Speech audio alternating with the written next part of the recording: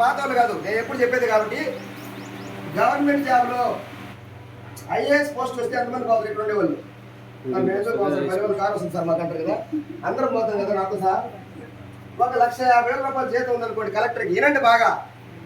మిమ్మల్ని ఏదో మభ్య పెట్టడానికి నేను రాలా, క్లారిటీ ఇవ్వడం కోసమే వచ్చిన. మీరు చేస్తే మంచిది, చేయకపోతే మరీ మంచిది. నాకు చాలా పెద్ద టీం ఉంది, నేను ఎక్కడైనా చేసుకోగలను. ఈ డిసెంబర్కి 5 లక్షలు బాబు నేను డిసైడ్ అయినా. మీరు వచ్చినా చేస్తా, మీరు రాకపోయినా చేస్తా, నాకు సంబంధం లేదు.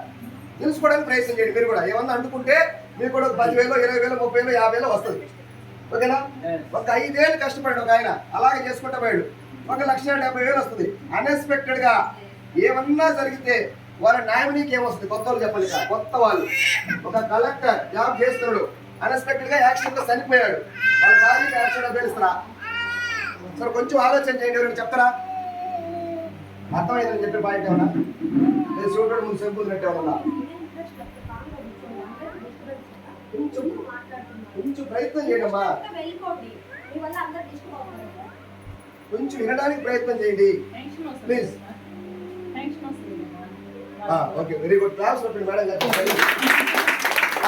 Very good madam. ఎంత రావచ్చు మేడం? 1,70,000 వస్తుందా? అంతైతే ఎవరు మేడం? అసలు ఇంకా ఇంకా మీకు దారుణమైన నిజం ఒకటి చెప్తా. ఆ కలెక్టర్ 2004 తర్వాత జాయిన్ అయ్యాడు. నా పరిస్థితి, నా జాబితానే 650 వస్తుంది. నేను రిటైర్డ్ ఎత్తుకున్నాను, నా జాబితా ఆయన అనుకుంటే ఏమొస్తుంది చెప్పండి? నాకు ఏమైనా వస్తుందా? ఏం రాదు అక్కడ. కాకపోతే వాళ్ళ ఆవిడకి కారుణ్య నియామకం కింద ఒక 20,000, 25,000 జాబ్ ఇస్తారు. మీరు చెప్పండి, మీరే చెప్పండి. పెన్షన్ అన్నారు కదా, ఒకప్పుడు 1,70,000 రూపాయలు జీతం ఉంది వాళ్ళ ఆయనకి, ఇప్పుడు ఆయనకి 20,000 వచ్చింది. ఆయన కట్టాల్సినవి 2 లక్షలు ఉన్నాయి. నెల ఈఎంఐలని అన్ని తెచ్చున్నాడు కదా, కారు తెచ్చున్నాడు, ఇల్లు తెచ్చున్నాడు, 1 కోటి రూపాయలు పెట్టి ఇల్లు కట్టున్నాడు. ఎందుకని? కరెక్టర్ కదా. ఈ 20,000తో వాళ్ళ జాబ్ మెయింటైన్ అవుతుందా? వాళ్ళ ఫ్యామిలీ మెయింటైన్ అవుతుందా? కానీ ఆయనకున్న హోదా ఆవిడకు ఉంటుందా? ఒక్కసారి ఆలోచన చేసుకోండి. నేను చెప్పేదాన్ని క్లారిటీ తీసుకోండి. మీరు చేస్తారా చేయగా నేను అడగట్లా, మేమెందుకు చేస్తామో చెప్తున్నాం. ఈ జాబ్ పరిస్థితి అలా ఉంది. ఏంది? ఐఏఎస్సీని అట్టుంది. ప్రైవేట్లో ఎంబీఏ చేశాడు ఒక ఆయన, ఉంటుంది కదా మన ఇంటి పక్కన ఎవరో ఒకరు లేదా? ఎంటెక్లు, ఎంబీఏలు, ఎంసీఏలు చేసిన మనకాడ కూడా చాలా మంది ఉన్నారు. ఆయనకు ఒక 30,000 వస్తుంది. ఏదో చిన్న ఏడాదికి మాట్లాడి చిన్నగా పెద్దగా ఒక పెళ్లి చేసే పాపం, అవును కదా? ఇస్తారు కదా, అత్త కూతురు, మామ కూతురు, ఎవరో కొన్ని. ఒక 5 ఏళ్ళు చేసిన తర్వాత ఆయనకు కూడా ఒక 50 దాకా వచ్చాడు సార్, చేసుకుంటే పోతున్నాడు. అన్ఎక్స్పెక్టెడ్గా ఈయన చనిపోయాడు. ఈయన పరిస్థితి ఏంటి? ఈయన చాలా వస్తుంది కదా, 60,000 వస్తుంది కదా. ఏమన్నా ఉంటుందా? ఆమెకి మాత్రం ఒక మంచి బిజినెస్ ఉంటుంది, మిషన్ ఉంటే బిజినెస్, అప్పుడు 5,000 వస్తుంది. మిషన్ నేర్చుకొని ఉంటే అది కూడా కింద క్యాప్షన్, లేకపోతే ఏమలేదు.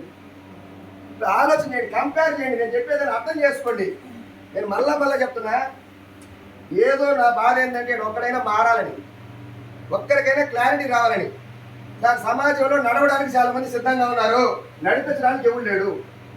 నడిపించడానికి లేడు ఈ రోజుల్లో. మన పాటన అక్క బాగుపడితే చెల్లి చూడట్లా, చెల్లి బాగుపడితే అక్క చూడట్లా. ఆ కాలం ఇది 2026 అంటుంది. ఆ పరిస్థితుల మధ్య ఉంటే వెస్టేజ్ వాళ్ళు ఏమంటున్నారు? నువ్వు నడు, నువ్వు నిలబడు, నేను గెలిపడానికి నేను సపోర్ట్ చేస్తానని చెప్పి ఇంత దూరం వచ్చాం మేము. సార్ అర్థం చేసుకోండి. నేను గెలుపుకోలేదో నాకు ఆల్రెడీ 75,000 వస్తుంది, 1,50,000 వస్తుంది.